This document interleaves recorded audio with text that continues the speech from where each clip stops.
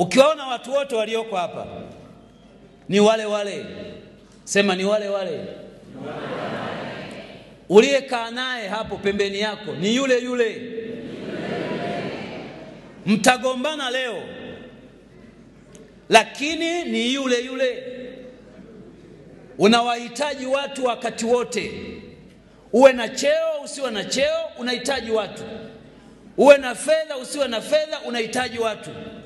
Kwenye maisha Mungu ametutengenezea mazingira ya kuwategemea wengine. Hata ulipokuwa unaugua, ulihitaji daktari mwingine wa kukutibu wewe. Na hata siku ukifa hutajizika, utazikwa na wengine. Unawahitaji watu. Mimi nikiangalia hii meza yote na ushuhuda nayo, nikianzia mkuu wenu wa wilaya, ni wale wale. Ni wale wale. Sisi tukiwa umoja wa vijana, yeye makamu mwenyekiti wa umoja wa vijana taifa, tunajipanga, tunamsubiri kiongozi wetu na nyimbo tunamwimbia ni yule yule. Leo ni mkuu wa wilaya, mimi ni naibu waziri mkuu.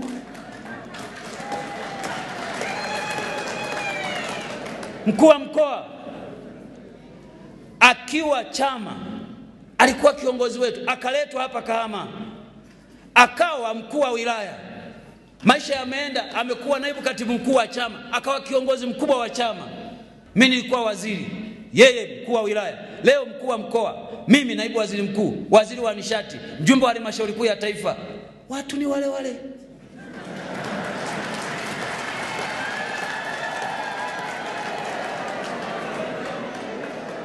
Niseme nini kwa Odilia huyu?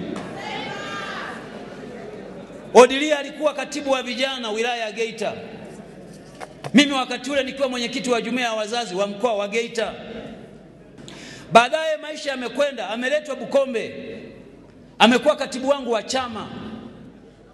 Baada ya muda ya Mungu mengi, kapandishwa cheo, kawa katibu wa mkoa, kaletwa Shinyanga. Leo yeye katibu wa mkoa, mimi niko hapa. Watu ni wale wale. Ningeweza kutaja kila mmoja anayemfahamu Mungu.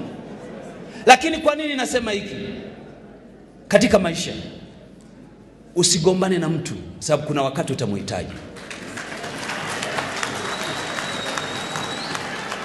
Kama kuna mahali una uwezo wa kumvumilia mtu aliyekuudhi, mvumilie, kwa sababu kesho utamhitaji. Mtaacha kugombana. Hiki chama kimewaleta pamoja. Kazi yenu ninyi muungane ndani ya chama, mkijenge chama. Msiruhusu mipasuko miongoni mwenu. Na kwa taarifa yenu, mkisikia chama tawala kimeanguka mahali kokote duniani, ugomvi ulianzia ndani ya chama chenyewe, wakapagalika, basi wapinzani wakapita katikati yao. Mimi natoka Bukombe. Pale Bukombe nilikuta mbunge wa upinzani.